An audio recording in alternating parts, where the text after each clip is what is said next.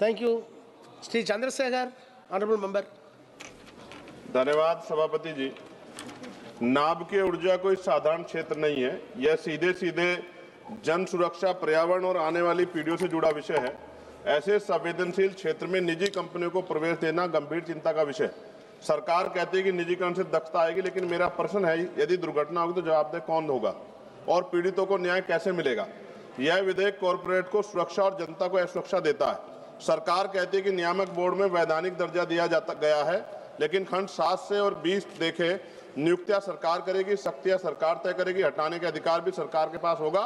तो मेरा प्रश्न है, क्या ऐसा नियामक वास्तव में स्वतंत्र होगा? नियामक संस्था को वैधानिक दर्जा देना पर्याप्त नहीं है। सवाल यह है कि वह सरकार और निजी कंपनियों से स्वतंत्र होगी। सभापति जी, हम SC/ST के प्रतिनिधि के तौर पर यहाँ हैं। पिछले जितने सेक्टर प्राइवेट हुए हैं उनसे SC/ST OBC के कर्मचारियों को चुन चुन के निकाल दिया प्राइवेट सेक्टर के लोगों ने। तो जब ये प्राइवेट हो जाएगा, निजी क्षेत्रों में चला जाएगा, SC/ST OBC कर्मचारियों के अधिकार की रक्षा होगी, इस बात की गारंटी सरकार को देनी चाहिए।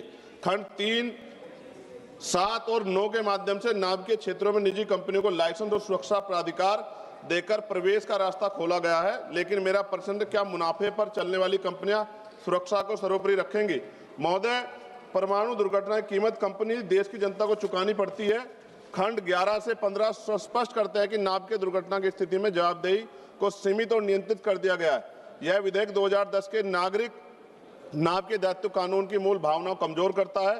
खंड 12 और 13 में प्राकृतिक आपदा, आतंकवाद जैसे वाहनों के तहत देयता से छूट और सीमा तय की गई है। खंड 14 सरकार की देयता को भी सीमित करता है। नाभ के दुर्घटना का प्रभाव सालों तक नहीं बल्कि पीढ़ियों तक रहता है, लेकिन यह विधेयक पीड़ितों के अधिकारों पर कानूनी कैप लगा देता है। महोदय, खंड 15 के अंतर्गत निजी संचालकों के लिए बीमा अनिवार्य, लेकिन सरकारी नाभ के प्रतिष्ठानों को इससे छूट दी गई। ये दोहरा मापदंड क्यों? क्या सरकारी संयंत्रों में दुर्घटना नहीं हो सकती है?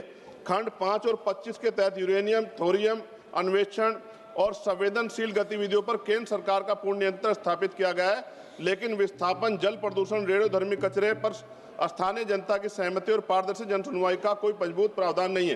अंत में सभापति जी, हम विकास के खिलाफ नहीं, लेकिन जन सुरक्षा कीमत पर विकास स्वीकार्य नहीं। इसलिए मेरी मांग है कि इसको JPC में भेजा जाए। धन्यवाद। जय भीम, जय Bharat. Thank you. Shri N.K. Premchandar.